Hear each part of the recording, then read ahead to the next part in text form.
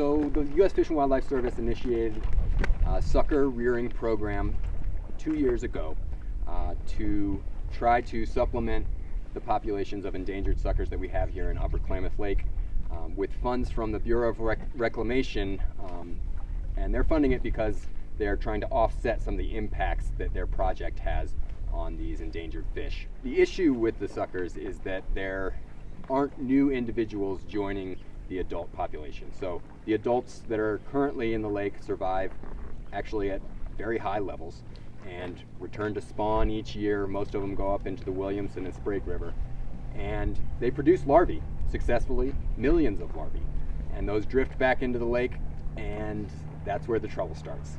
They start disappearing over that first year and second year of life, and we get hardly any that survive 2 years. And the reason for this isn't totally clear.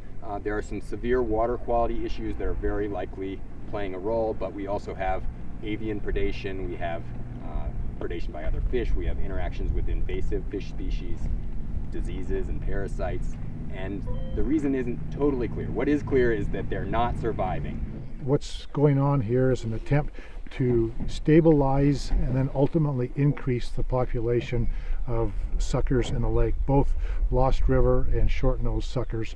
We would really like to get to a point where the Klamath tribes will have their traditional and cultural fishery restored, and where irrigators will be able to also irrigate with those same goals and those same parameters.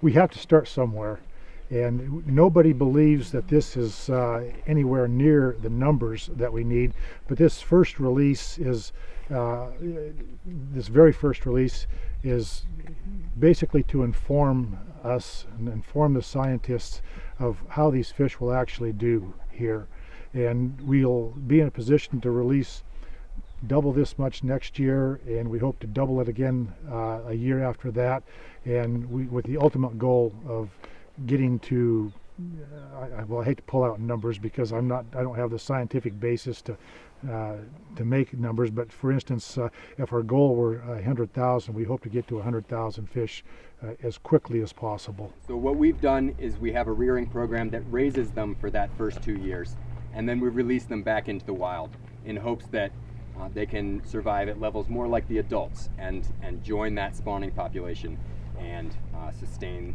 these endangered sucker. The future is not going to look anything like the past. So everybody has to start thinking about how they would like to have that future defined. And we're asking for those solutions to come from the basin. The federal government is not here to impose any kind of solutions on this basin.